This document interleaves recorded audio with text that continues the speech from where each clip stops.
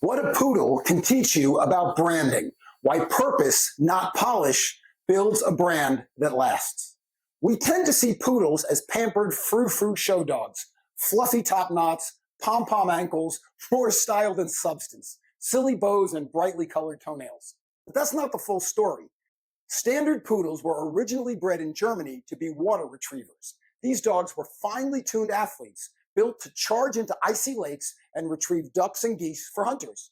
They weren't prissy runway models, they were working dogs. And their famous haircut? It wasn't about fashion, it was all about function. Hunters clipped their poodles' coats to protect the dog's vital organs and joints from freezing temperatures while still allowing them to move freely and quickly through the water. But over time, the look stuck even as the job changed. And in the shift from utility to ornament, something got lost. The reason behind the design.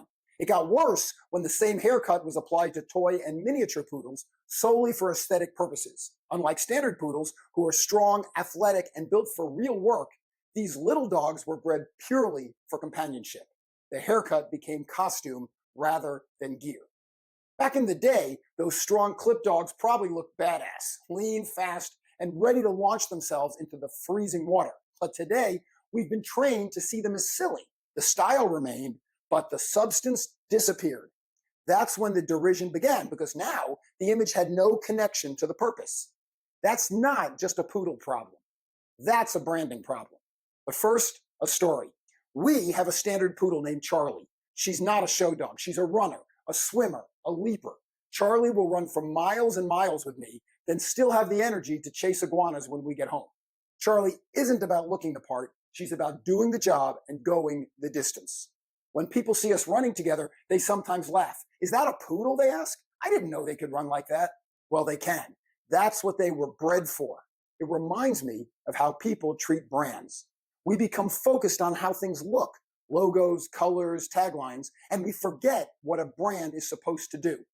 A brand is not decoration. It's communication. It's identity. It's a promise. It's a commitment. But when a brand loses sight of its purpose, when it focuses more on polish than on performance, it becomes like the poodle people underestimate. All fluff, no gruff. Here are 5 branding lessons from a working dog. 1, branding isn't about how you look. It's about what you're built to do. 2, style without substance is easily dismissed.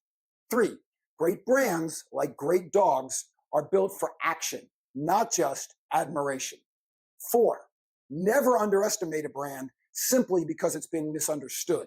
And number 5, people might be surprised when you stay true to your purpose, but they won't be disappointed. Charlie doesn't care what people think. Well, unless they're holding her favorite treats, of course. She just does her job. Your brand should too.